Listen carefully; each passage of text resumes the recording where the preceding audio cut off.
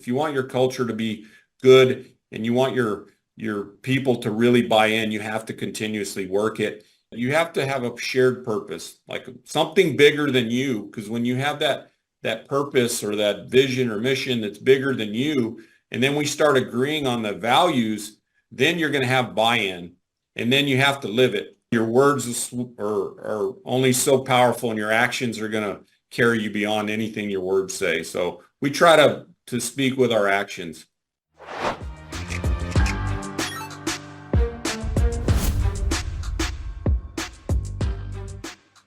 Welcome back to another episode of Do Business, Do Life. We have Ken Crenshaw here with us today. Welcome to the show, Ken. Thank you. Thanks for having me. So, growing up, I was born in 1980, middle of nowhere, Kansas, Minneapolis, Kansas. For those that are completely unfamiliar, they'll have to Google map it. Town of 2,000 people. But even back then, my dad was a third generation farmer rancher. And the trend was obviously that was becoming less and less of a thing as, people grew up, moved to the cities. And so what's really fun is we immediately connected our backgrounds. You grew up on a cattle ranch in New Mexico. The guy that connected us, Chris Smith, grew up on a farm and ranch in Arizona. So it's funny. It's like three farm boys or ranch boys somehow getting this connection together. So we immediately connected on that. So how much of that, let's just kick it off there. How much of that upbringing, and we'll get into your journey through Major League Baseball and some of the fun things you've been able to do, but Right. How much of that you think still impacts you today with the way you show up, how you treat others? I'd love to hear your thoughts there. Yeah. No, I grew up on a cattle ranch in New Mexico, a little town called Carrizozo, which is much smaller than the one you grew up on, half the size. We're about 1,000 people in our town, maybe less than that. So, there was so many things afforded to us as kids that when I look back, I'm like, wow, my kids would never have a chance to have that experience. And the lessons that we learned during that time, I still carry with me today. I mean, you had to be available every day to take care of the cattle, and there's no days off in that business. So I think we learned the value of work ethic for sure. That was something that really sticks out in my mind. And, the one other thing that I always tell people is I have my superpower, if I had to pick one, is like my sixth sense. I guess to have another sense about me when I get to relate with somebody. And so I think I picked that up, back home. It was like you were always around animals and they don't talk. So you're kind of being aware of them, and that creates this awareness in you. And so that was something that I always think back. I'm like, wow, I think I got that back home, because people always ask about, like, where did you develop that? And I'm like, I think around the ranch. So those are two big things that really stick out to me. And, obviously family and the values that my family preached were something that was something very powerful to me. My dad was a football player. He actually played for the Eagles back in the day. So he grew up in the same small town. And so he was like a folk hero in our town, if you can imagine, town less than 1,000. So town of less than 1,000. That's the percentages of an NFL player coming out of that population is probably pretty low. I bet he was pretty low. So did he, once his career was over, he's like, hey, I'm going to go raise the family back in the small town that I grew up in? Was that how you got back there? Yeah, he had a pretty short career. He was hurt quite a bit, had like 5 or 6 different knee surgeries. And, then he evolved back. We first started in Arkansas, Texarkana. He was a coach and educator. And then, finally kind of ran that road for a little bit and just said, you know what, I'm going to go back to New Mexico and run the ranch. And my granddad had previously owned it. And so that's kind of how we got going. And then from there, he did the ranch stuff for years, and he eventually kind of evolved into being a horse trainer, trained race horses, but still ran the ranch too. So that was kind of his cycle.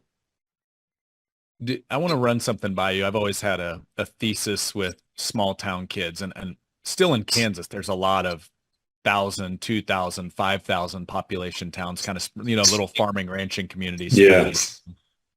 And I've been really fortunate. I've been in finance almost 2 decades, and finance is 100% a relationship business. And Hmm. I believe growing up in a small town kind of instills this treat others as you want to be treated mentality, because when you're in a town of 1,000 people, if you're acting like a jerk, your dad knows Yeah. about it before you get home, right? Somebody's going to let him know. Do you feel like some Absolutely. of that is just kind of hardwired into you when you have that small town upbringing? Yeah. Yeah, absolutely. I mean, everybody knows everybody in our town. So, I think we're a very close-knit community too. When the community's that small, you just know everybody, and you really survive and thrive around, like, athletics and sports and some of the extracurricular activities like FFA, or Future Farmers of America, Mhm. was something that, all of the kids had to partake in it, and all of the families kind of helped each other out with ranch duties and stuff. And it's funny, that's how I met my wife. My wife grew up about 20 miles away on a cattle ranch, and their family used to come help our family brand cows and vice versa. And so we're such a small community, but all of the surrounding communities are small and very close knit as well. So yeah, I would Yeah. certainly say that.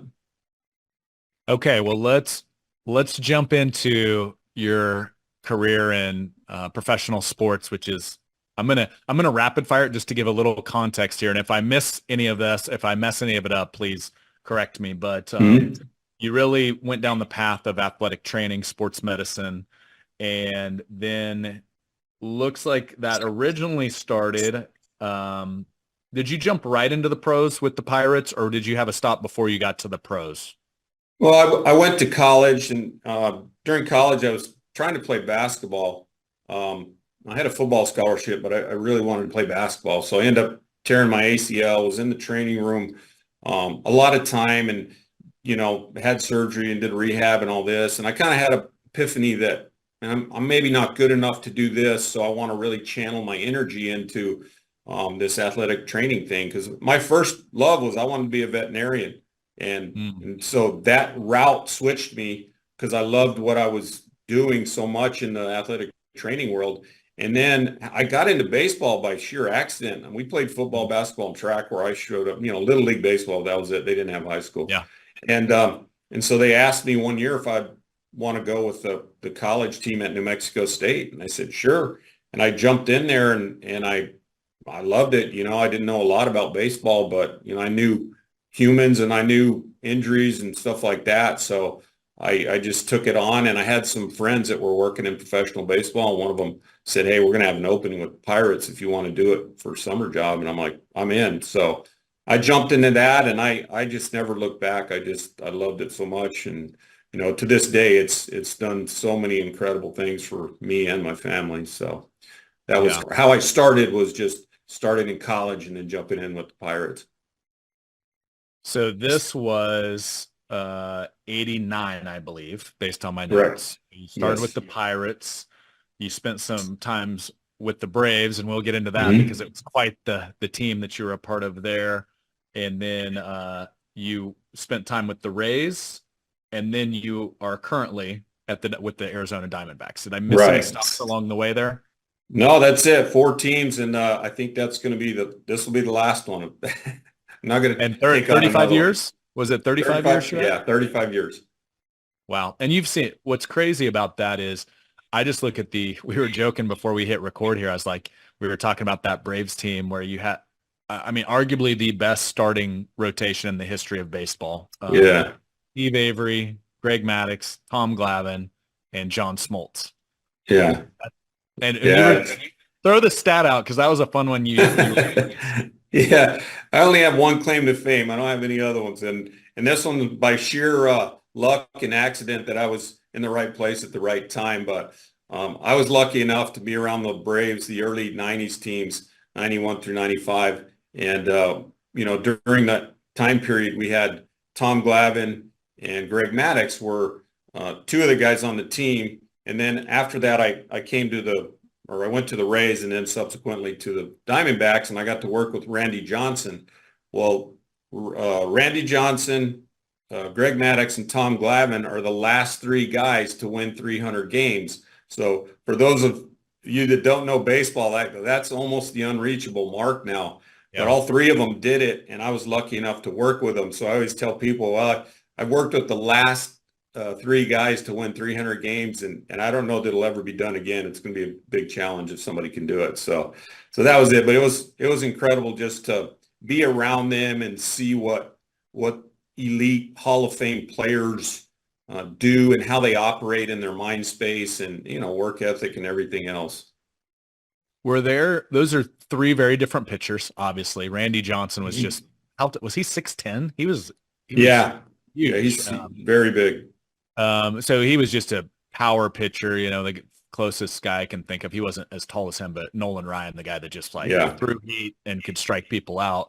But those are three very different styles of pitchers. But were there any similarities with their approaches, their mindset, why they had success from your side, what you saw? Yeah, no, it's a great question and one I've thought about a lot. I always try to learn from people that I've been around, particularly people that are elite. And, they all had an incredible mindset in the way they were competing.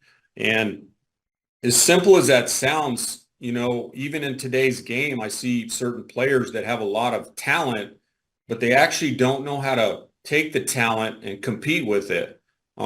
So what you see is this bridge between the physical and the mental being like a critical element of how good they can be.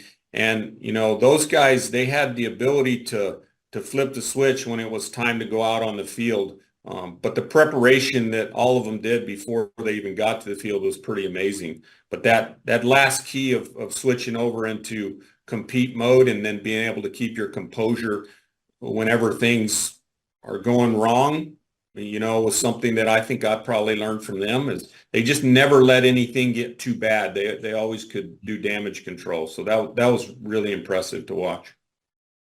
I'm sure as a major league pitcher, it's really important to have a short memory each inning. A guy hits a bomb on you, you don't want to have that in the back of your mind the next inning, I'm guessing. Yeah, right. What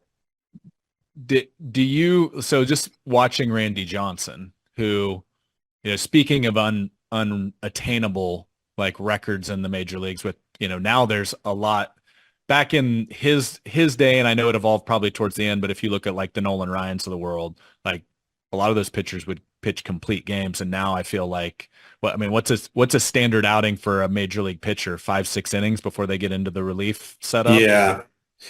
I think the analytics in baseball has changed that a lot. What we figured out is that through the years is that the third or fourth time you go through the lineup, the opposing hitter gets to see you the third or fourth time, the chances of success are much less. So they don't let pitchers go as long. They'll bring in another pitcher, and statistically speaking, it seems to show that you have a better chance of getting the hitter out if you don't let them see you more times. So that's kind of how it's changed. But yeah, back then guys went complete games and threw a lot more innings than they do now. So yeah, 300 innings back then was achievable by a lot of guys. Now 200 innings is a really high mark. There's not a lot of pitchers that'll get over 200 innings.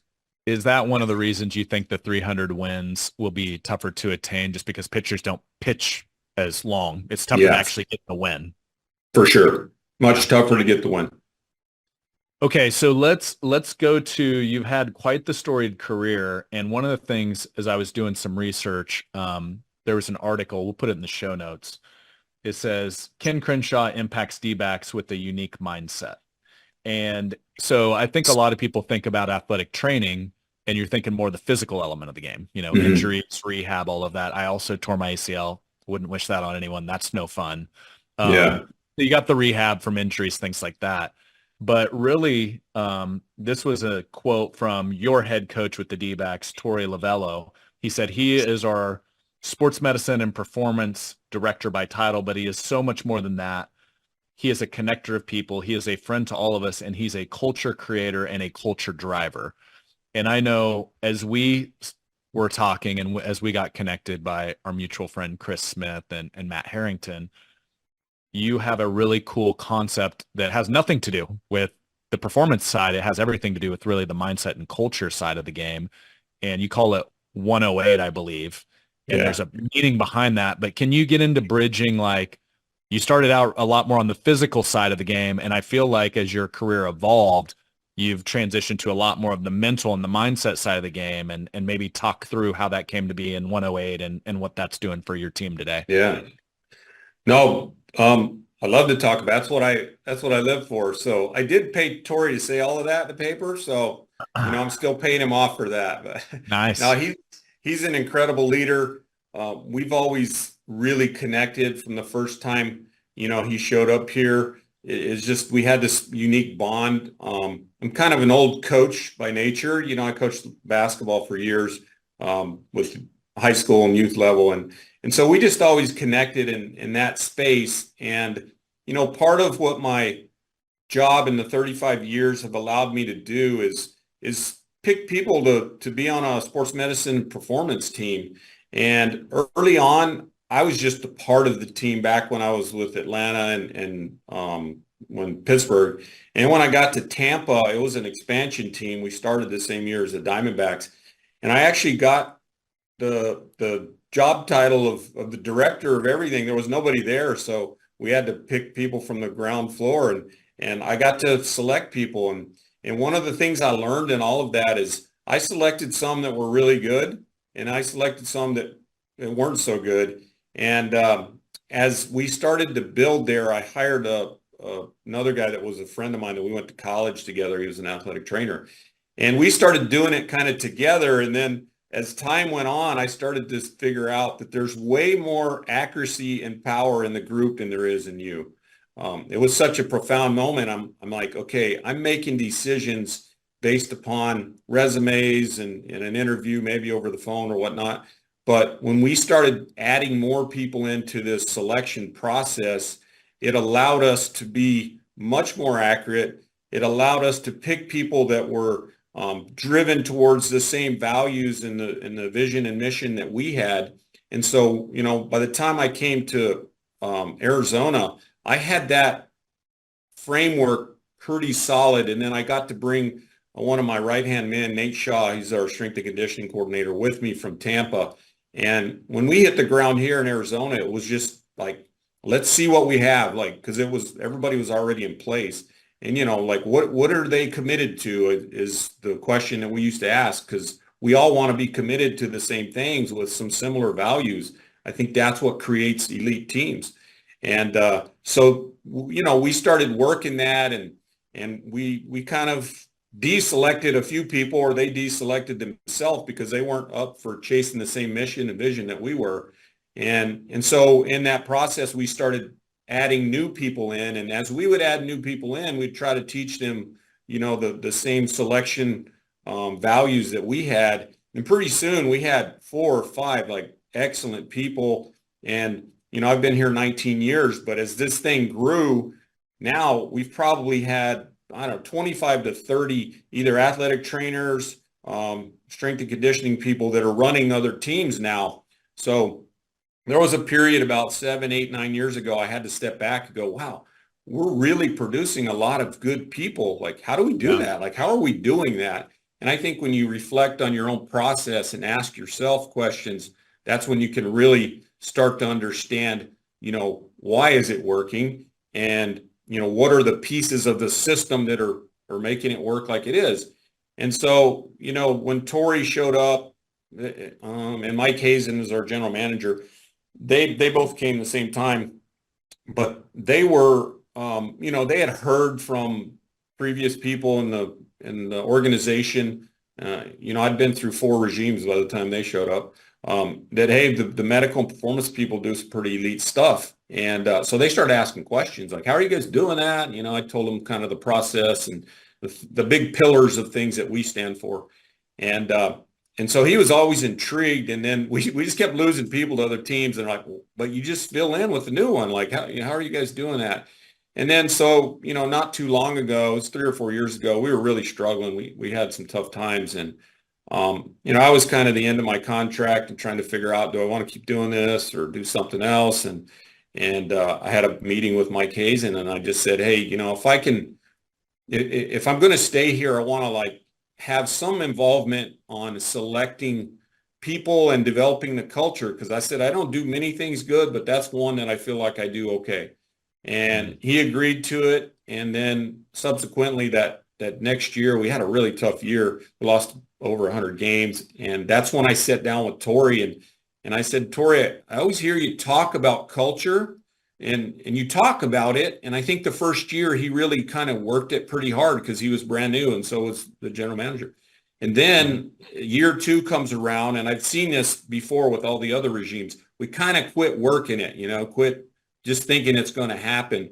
And that's when I said, look, I hear you talk about it, but I don't even know what it is. And I'm here with you because it's not written down anywhere. There's a few buzzwords. And I said, tell me what it really means to you. And so I just sat down with him. I still remember we were in Houston and sitting in the stadium stands, and he was down on himself because we had struggled so bad. But he started talking about these words that meant a lot to him, like love and trust and commitment and effort and a lot of other things. So I wrote them down. I said, do you mind if I take these words and help create? We were both big John Wooden fans. He went to UCLA, and a lot of my early teachings were from my high school basketball coach, who was a big John Wooden guy.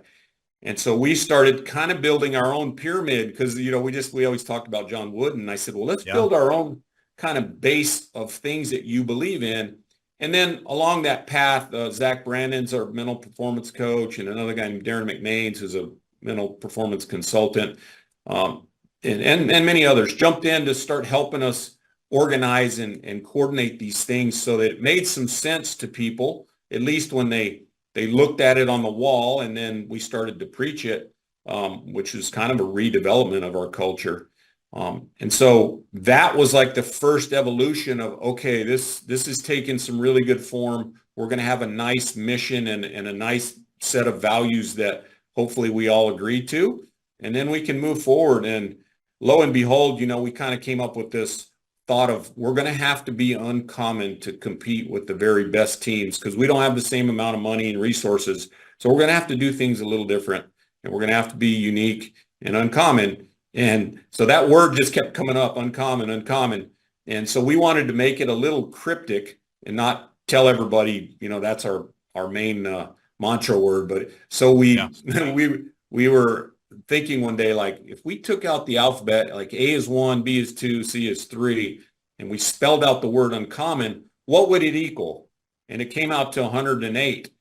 And subsequently, the number of stitches on a baseball is 108, and there was all these other things that kept, they kept popping up. It was like I saw another one. There's 108 Earths between the sun and the Earth, and there's 108 moons, I believe, between the moon and the Earth. And there's all these other things that I was like, whoa, that's kind of interesting. So that became kind of it was more cryptic because we weren't telling the people, the public. We told obviously all the staff and our players what it meant and what we wanted to really push forward with. And so we made an agreement amongst us, is that you had to make up something when somebody said, hey, what that shirt that says 108, what does that mean? And so I still remember somebody going, oh, it's the average temperature in Phoenix. And I'm like, okay, it certainly is in the summer, but not in the winter. But anyway, that's kind of a long story of how we got to really setting our culture up. And, we worked it really hard for a year. And I just had told Tori, I said, we got to continuously work this. If you want your culture to be good and you want your people to really buy in, you have to continuously work it. And he really jumped on along with a lot of other people. And then last year, it all really came to fruition. Our team played great. We ended up going to the World Series. And then this year we've got some new kind of middle level leaders that are all in. So it's really cool to see it evolve and take on life of its own, and not just be words on the wall. It's actually what we live and play by. I love that, Ken. Thanks for sharing that. And so when was it, before last season, or how long ago did 108 become a thing with the Diamondbacks? Yeah, that's it was the season before that. So it's two years plus. And that first year when we did it, we didn't play particularly well, but that was an easy chance for us to exit out and go, okay, this isn't working. But we stayed the course, and I think we saw the products of what it was all about And we still are. We see it to this day, but you have to continuously work it. Yeah. I had a business coach tell me one time, who actually heard it from his business coach. And she told him, when you're tired of saying it, you're 50% there. Yeah. And I've found that so true with our culture, which we take very seriously at Triad. It's when you have a team, baseball specifically, you've got people coming and going each year. So to reinforce the same message, you have to have that thing on repeat, or it's gradually just going to dissipate. And so how do you guys look at two questions? One, how do you keep that conversation going? Where do you weave that in? And then two, you're also working in an industry that has highly paid people. Some people might say some professional athletes might develop egos. So, a lot of people adoring them. So how do you get like people that are maybe tough to sell on that to buy into it? Yeah, no, that's a great question. So we have kind of a mission statement, which is uncommon pursuit of excellence in all that we do. That's kind of our mission statement. So just whatever we do, we're going to try to do it with excellence. And then Torrey always had another saying that he loved, and it's called Win the Inch. There was a movie, it goes Al Pacino, I don't remember the name of the movie, but he was like, we don't have to win a yard, we just got to win an inch. So in baseball, like an inch is big. Like you get a pitch on the outside of the plate, the black, we call it, which is the outside of the plate, and you win that inch. That's a big victory, So it's pitch by pitch. We're trying to win the inch. We don't need to win 5 inches. We just need to win the inch.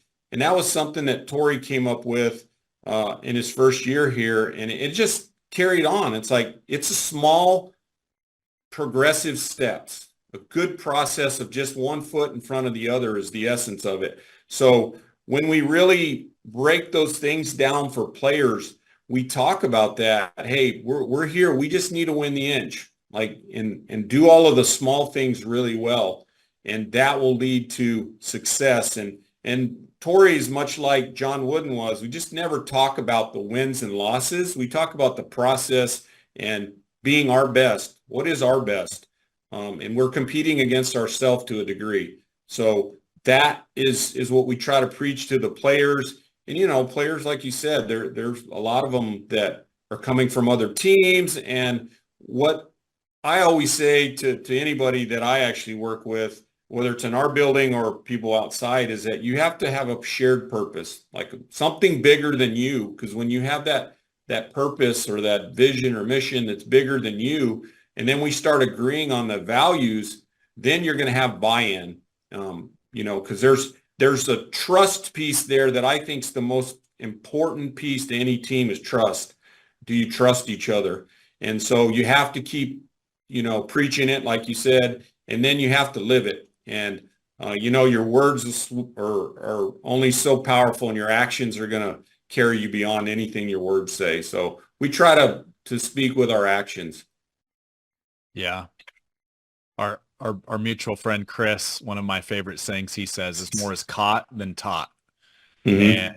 And that's whether you're parenting, whether you're on a team playing professional sports. And I just found that to be true. It's like, let your actions do the talking for you. Yeah.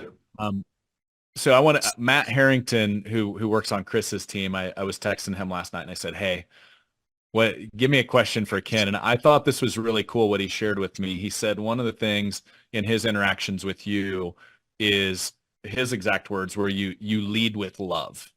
Mm-hmm. And he said it'd be cool to get Ken's take. Leading with love with a bunch of dudes in a locker room in pro sports, that's not like an easy thing to pull off. Yeah. So what does that mean, and how do you go about living that? Yeah, well, that's awesome. Thank you, Matt. What a great question. So oddly enough, when Torrey, his 4 big values, one of them is love.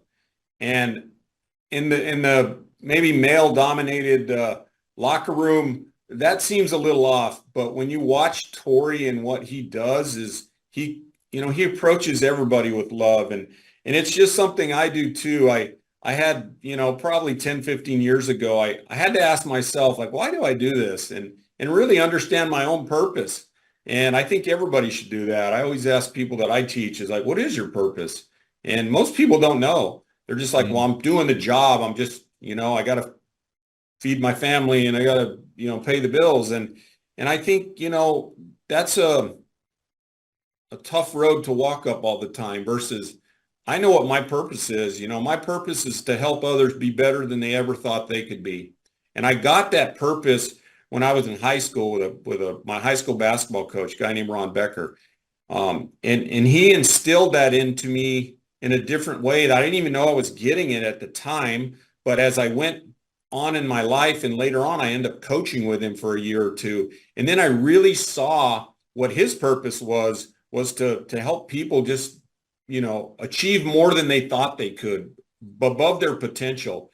And when I really started understanding that, I was like, wow, what a powerful thing to give away. And so now when I walk around every day, I have a declaration, a kind of a document of things that I'm committed to. And, one of them is to love and serve. And I just think, our planet needs more of that. And like, you can never go wrong with loving and serving somebody. And now the word love gets twisted sometimes as like, maybe this soft, very fluffy piece, but it's not. Like there's a such thing we call as tough love. Like, I love you so much that I don't care. I love you so much that I'm willing to tell you the things that you need to hear to help you help the team. And that's pretty rare. So, we always, as long as you're coming from love, I think you can tell people things that maybe they would otherwise not take. So I love, I serve, I grow, I love to grow and help people grow, and I love to give. And those kind of four things all, they create the happiness in me. And what I've seen is it's just developed other people. And you always have to do it with responsibility. I think a lot of times I have a saying that says, just get off of being right. When you're right, that makes everybody else wrong. So, how somebody else grows or how somebody else loves may be different than what yours is, but being open-minded and getting off of being right will allow you to have a connection that helps people get to their best. And that's my goal in life, is to help people get to their best. So good. A lot of wisdom there. That's worth if you're listening or watching, that's worth the rewind and re-listen to that one. You reminded me of, when you lead a team, whether in business or on a field, in a professional organization, you're going to need to tell people the truth. You're going to have to give them feedback. You're going to have to talk about blind spots, because we all have them. And same business coach, Michael Hyatt, who's had a massive influence on my life, both professionally and just as a husband, as a dad. He says, and you hold love in one hand and truth in the other. And those two together, when you're like, hey, this is coming from a place of love, not a place of judgment or criticism, but I have to show you, here's how you're showing up when you walk in the locker room. Here's how the others are perceiving you. I've just found like those two are a great combo, because your tightest, your best people in your life that care the most for you, they will tell you the truth, even if it sucks to hear. And so I've found that to be spot on, but I love how you frame that. Yeah. I think one thing, Brad, that you speak the same language as me. And I think when I talk leadership, which is what I love to do, and I always say, I don't necessarily lead the team myself. We lead by committee, by the whole team. And I said it earlier, there's more power in the team than there is in you. And I'm fortunate enough to have an incredible team of people that I work with, that I've got to be a part of selecting, that I've got to be a part of nurturing and growing. And when you can build that trust in there, that you're always loving and serving them, then this leadership and this truth will come much better. But the one thing that I always tell people is you really have to know yourself first. And if you don't know yourself and you don't know how you're coming out, which is the beauty of what you said, I learned this lesson from some really powerful communication teachers. And and the team, our team, the beauty is our team, we tell each other how we're coming out. Like, hey, here's a blind spot that maybe you don't see through an evaluation process. It's been one of the best things we've ever done. And it's like, oh, okay, my 30 some teammates on my sports medicine performance team will tell me where I'm good, where maybe I could improve, and my blind spots. I mean, you're talking about, like, I had to step back for a moment and understand it, because I'm like, that's what's allowed our people to grow so fast versus some cultures or some teams or some businesses. They have a hard time getting to that. You know, it's generally a boss to employee relationship. And most of the time, bosses want to tell everybody below them what they need to improve on, but then they don't improve themselves. So that's where I'm like, I have a great friend named Devin Bandison, and he always talks about, does your audio match your video? Are your words matching your actions?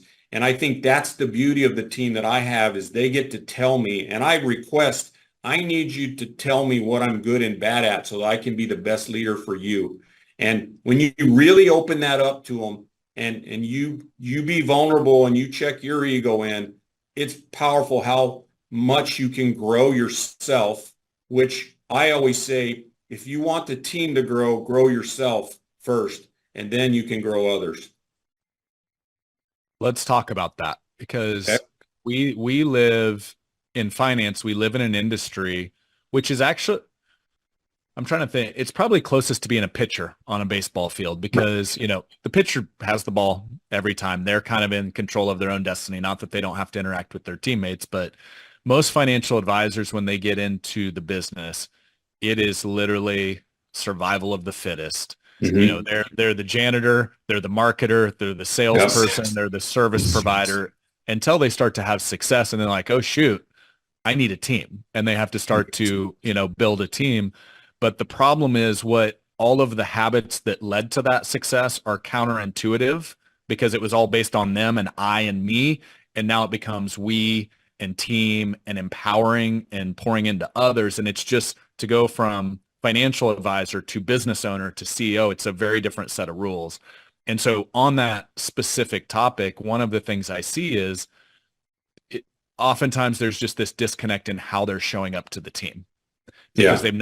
they've never had to do it before. It's new learned Mm-hmm. habits. So on your personal journey of growth, when you're like, hey, I kind of have to look in the mirror here Mm-hmm. first, work on me before I can start to lead others. How did you get there? Because I think there's this self-awareness thing that has to happen. And there's also this, I got to be able to like swallow some tough medicine that I don't want to hear, that has to happen to get there. What are your thoughts, or how can Yeah. people develop that? Wow. That might be as loaded a question as I've ever got right there. But it's so powerful. And as I get older, and some of the people that I'm lucky enough to hang around are some of the greatest personal coaches on planet Earth. So it's like, wow, how did I chew on that myself? And I'll rewind back to, I'm 14 years old. My mom and dad had separated. I'm kind of in this weird space of probably a lot of hormones and things going on. And my dad had kind of exited the scene, and he gave me some incredibly great gifts and values and stuff that he taught me before then. But there was a moment when I'm like, all right, I'm kind of this, guy that's spinning out here.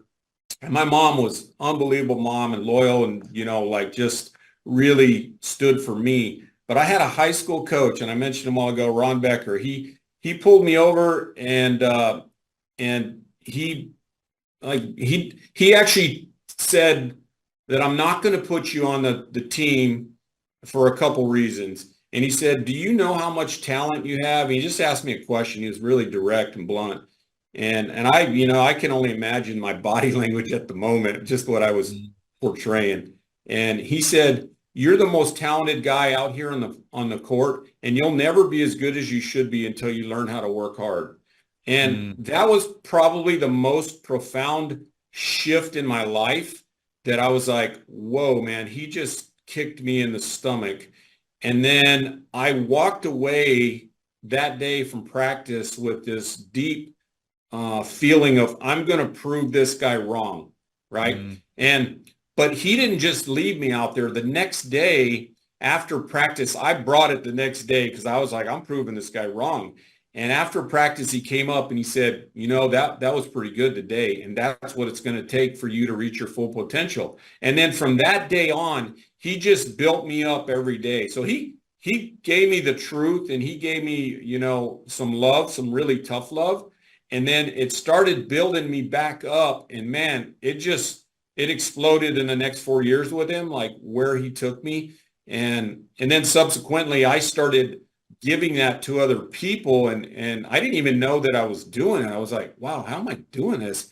And so that's when I realized the power of the team, and that if you deliver the message to people correctly, responsibly, and probably, I guess with maybe asking questions as to where they want to go. I always ask that. Well, where do you go? Where do you want to go? What do you want to do? I'm here to help you get there. And that lesson I learned from him was what opened the door for me. And then all of a sudden, and 30 years later, I'm handing it out like Santa Claus every day. And you just have to do it responsibly. So I think everybody has to look in the mirror and look at what drives us as humans. We actually want to be a part of the club or the tribe or be accepted, right? We all want that. We all want love and acceptance and security. It's just human desires. And so I think when you can step back from that, and this has really helped me too, when I understood what I would classify as my point of view. I have a point of view on life and how it's evolved for me, right? Like everybody has a point of view, and most people have in their point of view, I'm not good enough. Like I'm not enough of something. Promise if me and you, Brad, we talk for another 20 minutes, I could probably help you find it. And that I'm not enoughness drives us at times to do spectacular stuff to overcome that thought we have in our mind that I'm not good enough. None of it's true. We just start to believe it and then try to overcome it by obsessive work or attention to information or whatever it is. And then other people take it and they let it drive them to a bad place. It's like, oh, well, I'm not good enough. So, maybe I'm going to start drinking or whatever, So there's a split in the road where you get to make a decision. It's a choice. And most of the time, I would say almost all the time, the story that you've made up in your own head's not even true, but we believe it. And then we start to collapse our thoughts with our feelings and our emotions. And what I've learned is that we all have that point of view. And if you can be aware or conscious of when it's helping you and when it's hurting you, then you can step back and go, I just choose not to go down the road of it hurting me right now. I'm only going to use it to serve me well. And I think that is something that if everybody can really get to, you'll really find some freedom in your life. And, again, I've been really lucky to hang out with some elite people that have taught me a lot of these things. I didn't just come up with all this on my own. So, who you're being in the world is really going to be how you come out to others. It's not what you say. It's not what you have. It's like who you're being. Who do you show up? If you're the nice guy that shows up inspired and consistent every day, well, then that's who you're being. And people are going to either follow that or not based upon who you're being. Love that. So you're already going down the mindset path. So let's keep going down that path. Sorry, you got me all fired up here. Maybe hey, dude, this is exactly. I'm just trying to ask good questions and get the hell out of the way. That's my goal here, Ken. So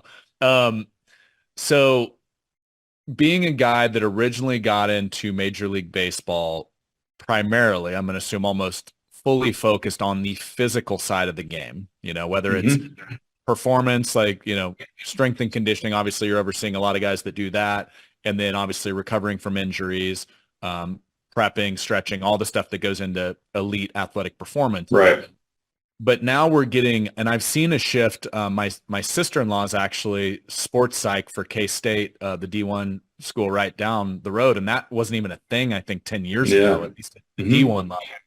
And I've just seen this massive shift in athletic performance focusing a lot more on mindset and everything you were just talking about there. So I would love like maybe a history lesson. You've seen it all unfold. Like, Yeah. when did that become a thing in Major League Baseball? Did it start in Major League Baseball? Was it in NFL or NBA? Did it start in other pro sports and got to major leagues? And then give us a history lesson, and then I'll throw a few follow-ups in, I'm sure, Yeah. and what you focus on Wow. today. I mean, I don't know that I'm the exact person to give the history of mental skills or mental performance, mental conditioning. It's taken all kinds of different names now. We call it mental performance. But, what happened over the years when I started, back in the late 80s, early 90s, when I was with Atlanta, I do remember we had a guy named Dr. Jack Llewellyn.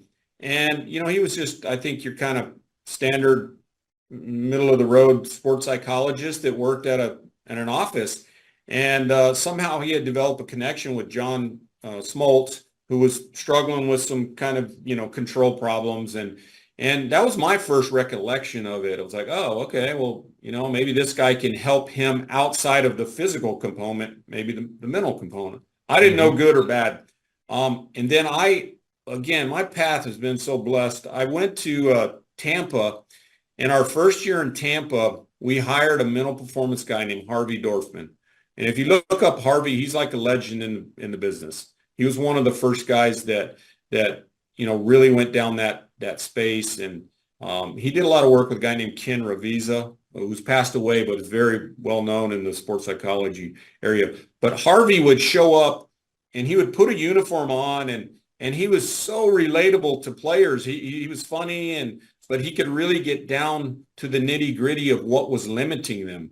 And I was just like, wow, this is so powerful. I've never seen this. So that was cool. And then, when I left, or Harvey had moved on after a few years, and then we didn't really have anyone. We kind of evolved to more of a traditional employee assistance program, like psychiatry people and a few like sports psychologists, but they were dealing with more like, abuse type things, family type problems, not just working in the mental performance. So then when I got to Arizona, we didn't have anyone in that space. And I met this guy named Peter Crone, and man, talking about incredible. He was really powerful at what he knew.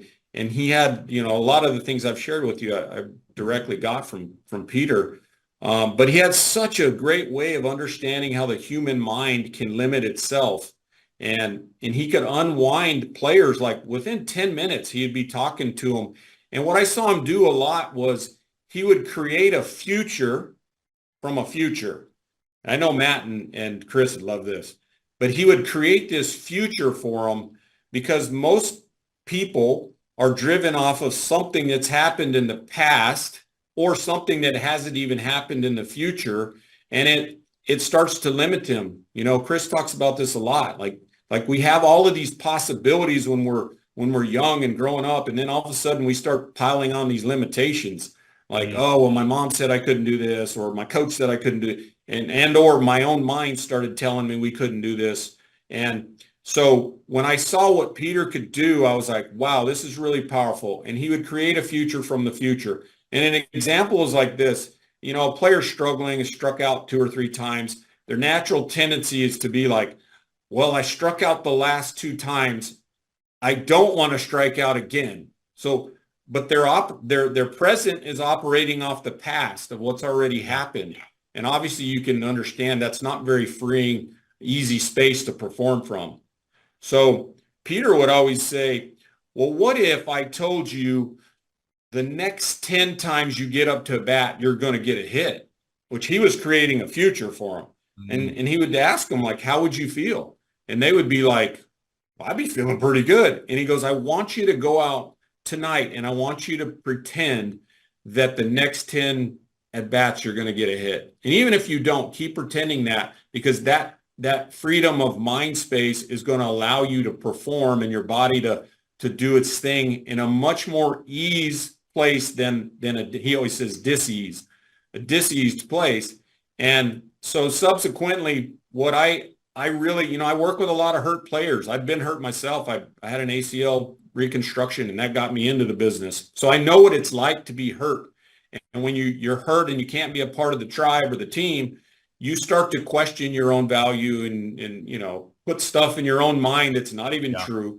And so I love working with players in this space of creating for them, what are you thinking and how do you actually not think in that space, but think of a freer, easier space.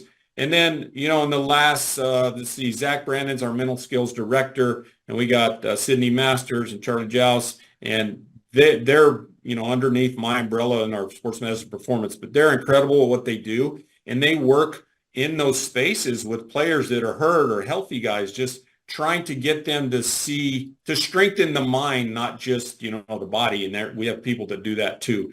And then there's this big blend between, maybe what I'm doing with a rehab guy and then what they'll do with him. And then there are strength and conditioning people. So we all try to be very integrated and work together in that space. And I've just seen a lot of big value. And I think players really, they honestly respect that and they know the value of it. So that's kind of how we've got to where we're at. I appreciate that rundown. I figured you'd be able to put together a pretty cool history, Ken, and I was right. So I'll tell you something that immediately hits home with me. So the creating a future off of a future, my analogy in our space to the guy that struck out the last 2 or 3 times at bat, it's like a financial advisor that had a great first appointment, had 3 incredible prospects in a row, and they all said, I'll think about it, see you later, and they never come back. And I've seen advisors go through that slump where they get in their own head, and now they're all uptight versus just being themselves and being natural in an appointment. And I love the shift. I think that can apply so much to our business of what happens if the next 10 people you sat with all said yes. What would that look like? How would you show up in that meeting? How relaxed would you be? Just like you want them to be relaxed at the plate, right? And so I think that directly applies to our space. I love that. So I want to go to, I know we don't have a ton of time left here.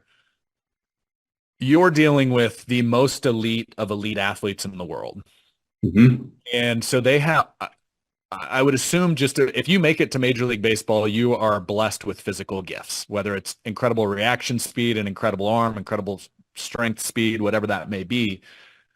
If you had to put a percentage on here is the factor that leads to success in Major League Baseball, and this percent is directly related to physical gifts, DNA, and this percentage is related to mindset and approach, and you had this, say a percentage, this and that, what, after all the years you've been doing this, what would you say?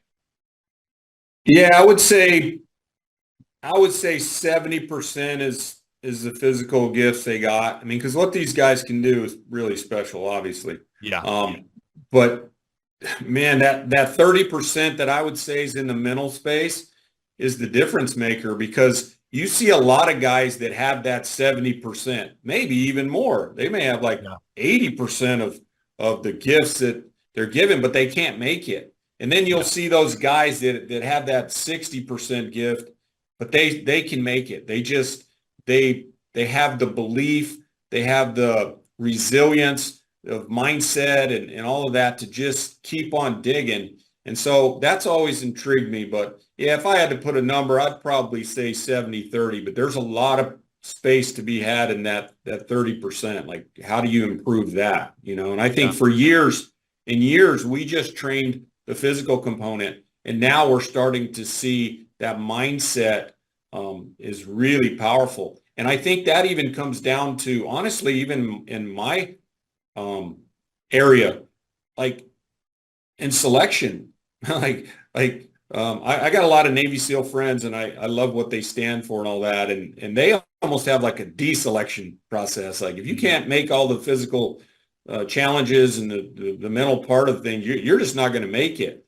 Whereas here, we're projecting that somebody's going to be something when we take them. But I think we're refining our process to what things are we looking for. And in our sports medicine performance team, there's certain things that I'm looking for before you're even going to get an opportunity to be an intern or come and hang out with us, because they're so rare And if you're not looking for those rarities, you're probably not going to find the people that you want to make an elite team. And I really love to work in the space of elite. Good is just okay. I want to be great, and you have to work in those spaces. And so we do the same thing with our players. Selection is such a critical part of the game.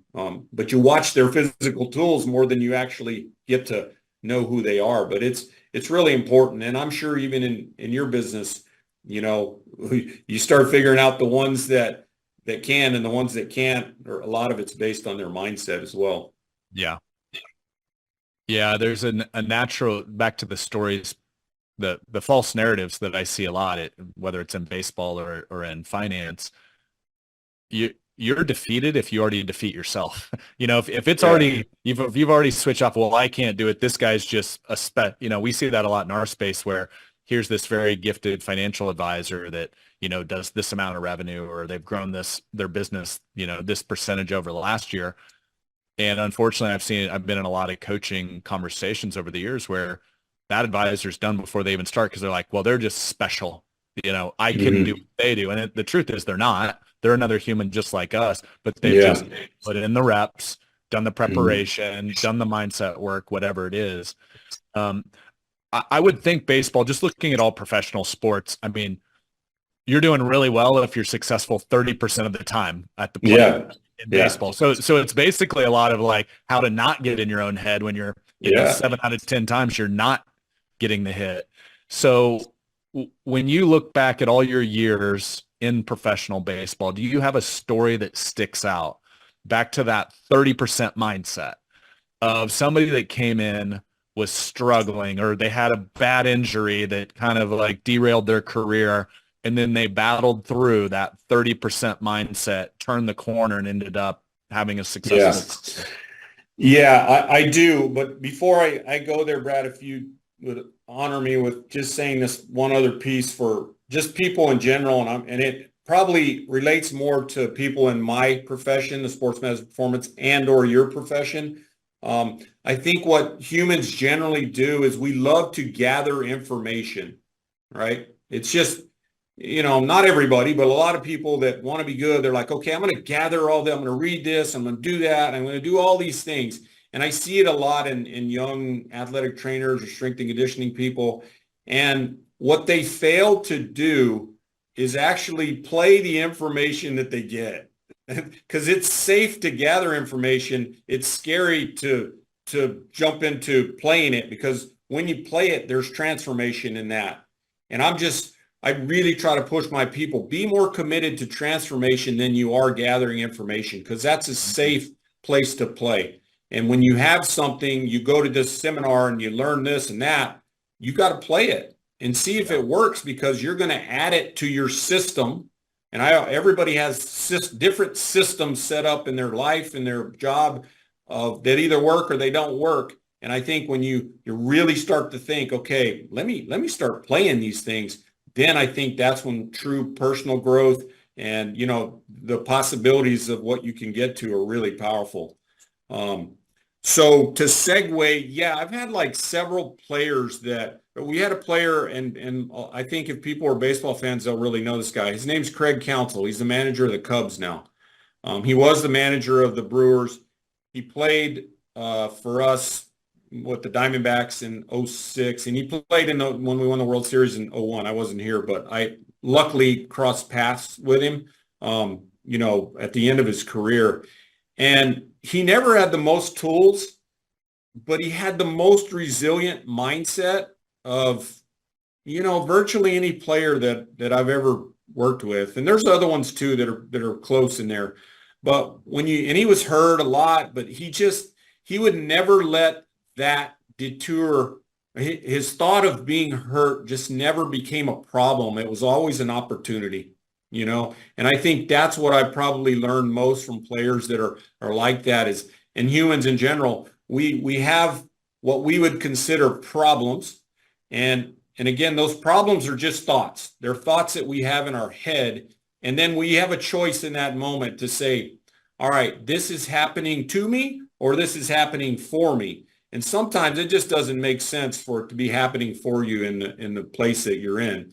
But if you can just switch in that moment, that's what I've seen in the best players and the most resilient guys is they always switch that to, I'm going to fight through this because I know it's going to make me better. And they're very resilient and gritty. I think that's, Craig Counsell comes to my mind. I've had several other players that I'm like, wow, how do they keep doing this? Like some of these guys are just walking on one leg, but they can go out there and compete at the very highest level with less than their best stuff, than their best physical tools. So that's the beauty of having to hang around with the most elite people, in the baseball world that I've really grown to appreciate. Yeah. Did you ever happen to cross paths? This would have been earlier in your career.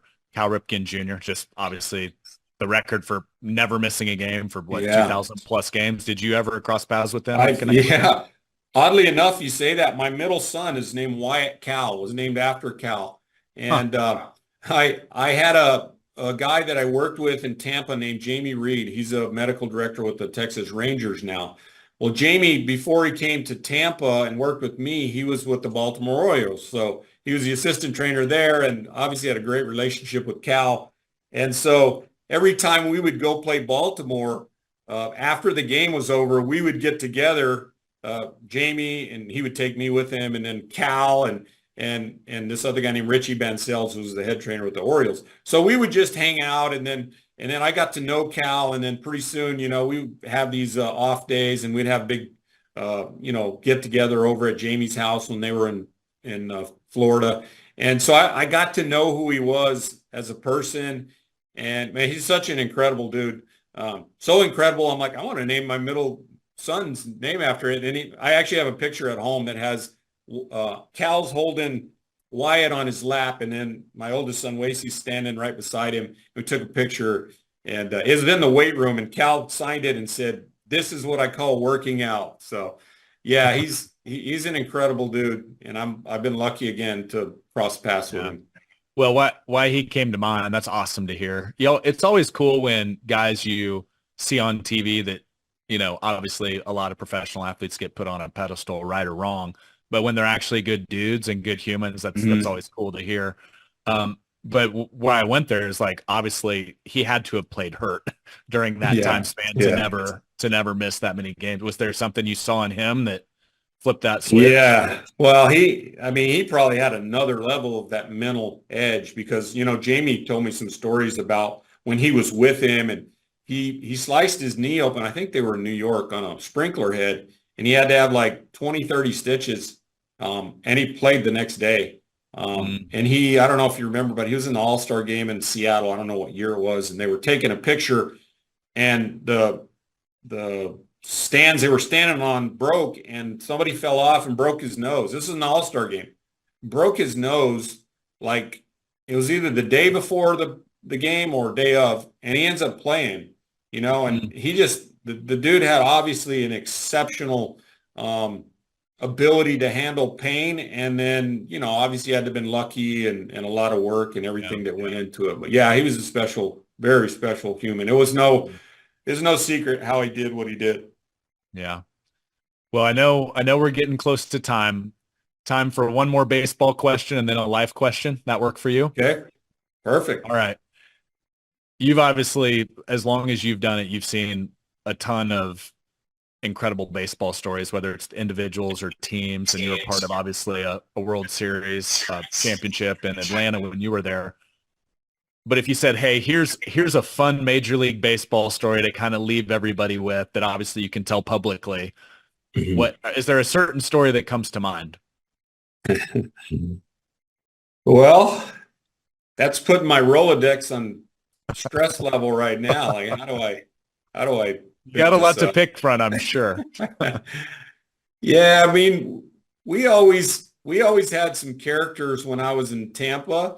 So and we didn't have very good teams. We didn't play very good, but we always had, some interesting stories around those times. So one of them, and I was, again, lucky enough, we had Wade Boggs, who's a Hall of Famer. A lot of people probably know if you know much about baseball. And, I grew up on the ranch back in New Mexico, and we loved to get in the mountains and hunt and do all these other things. And And he had always told me that he always wanted to go hunting or at least go riding in the mountains. And so I set up one of my friends who was a kind of a horseback guide back home. And I said, hey, why don't you fly out, bring your wife? And I said, have you ever rode a horse? And he's like, well, yeah, I've rode them before. My wife's a really good rider. So I didn't have much angst. I thought everything was going to be good. And mind you, this is before Wade got his 3,000th hit, which is a big milestone, like a Hall of Fame type thing. And so he comes out to New Mexico, and my buddy's I told him, I said, hey, put him on a pretty easy horse, one that'll follow the other ones. I don't know how well he rides. So we're getting ready to take off up the mountain here, and I asked Wade again. I'm like, how much have you rode? And he goes, well, I rode the back of the horse in the World Series parade, in Yankee Stadium. And he goes, but that's about it. And I'm just scratching my head going, oh my gosh, this is going to be a long day. And his wife was an excellent rider. She had rode a lot of, horses wherever, but she was good at it. So anyway, I was the last guy in the trail of about 5 people, and Wade kept getting his hat knocked off or something. And I bet I picked his hat up 1,000 times that day. I'd have to get off. I got so good, I'd lean off my horse, pick his hat up and give it back to him just because he hadn't rode. But I'm like, man, he really tricked me there. I thought he was a really good horseback rider. He rode a horse one time. So I was feeling pretty nervous about hurting this guy who's going to be in the Hall of Fame in his last year or so riding horseback with me in New Mexico. Yeah, not how you want your athletic training career to be remembered, right? No. Well, not at all. It obviously ended up okay because he got his 3,000. Yeah, so. He did. That's fun. Well, Ken, this has been awesome, man. So thanks for carving out the time. And obviously, this is the Do Business, Do Life podcast, and at Triad, that's our mission. You've talked a lot about your mission there, but it's to help our members, to help our team have unlimited growth and freedom in both business and life. And we believe that's a true integration. We don't believe there's a separation of those two. So I would love to hear, Ken, your definition of what's do business, do life mean to you. Mm-hmm. Yeah, I think when I think do business, I think that we all have some sort of profession and thing in life that we do really well. Okay. And mine just happens to be in the, in the medical and performance area. And, I've evolved into this kind of team building and development of people space. But when it comes to people that are like in your business, like I've got a guy or 2 guys that I lean on, in the financial world. I just don't know that. So when I think do business, I'm like, do the business, but make sure you let people that are really good at doing their business help you out. And that creates your own personal team to really help you make good decisions, because you can't go at this thing alone. Like life is it's uncertain as it is, and life's going to offer you like people and circumstances that really show you where you're limited. And that's something that Peter Crone gave me back in the day. And man, he's been true every time. So you're going to have these circumstances that really test you who you are. And I think that's where, when I talk about life, it's like, take those on and really look at them as an opportunity for growth, no matter what it is, and stop yourself and go, am what I'm thinking right now, is that productive or not? And if you can just be aware in that moment that hey, this is just a thought, and I have a choice here to believe it or not, or to change the way I think about something, then you're going to have power in your life. And I think if I summed it all up, I would say, well, let's do business and do life. And in business, man, make sure you have sound people like yourself advising you, and in life, be open to learning and keeping an open mind to how you grow as a person. That's how you help others grow. Thanks for sharing that, Ken. Yeah. Be open to thinking about your own thinking at the end of the day. Great. So, well, hey man, this has been a lot of fun. I knew it would be. Chris and Matt spoke very highly of you, and it's been awesome to have a conversation with you. So hope to cross paths in person someday, but until then, be well, and thank you so much for sharing. Yeah. Thank you, Brad. Thanks for having me. It's been a blast. All right. See you, Ken. Okay. Take care.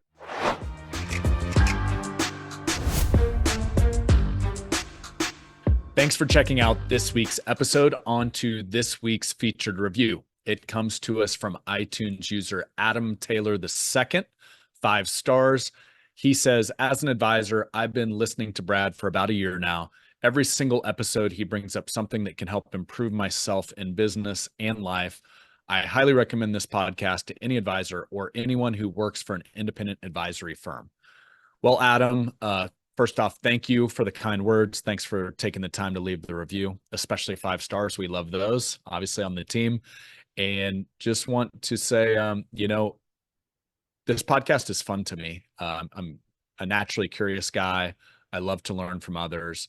And so the fact that I'm able to share it with all of you and it adds value to your life, your business, that's just an added benefit. That really lights me up. So about a year in, that must mean we're still doing something right here. So thanks for listening in. And if you happen to be listening to this, Adam, out there, be sure to tag us on social at DBDL podcast on just about every platform. And we'll make sure to give you a shout out or a mention on social. All right. Take care. We'll catch you all in the next episode.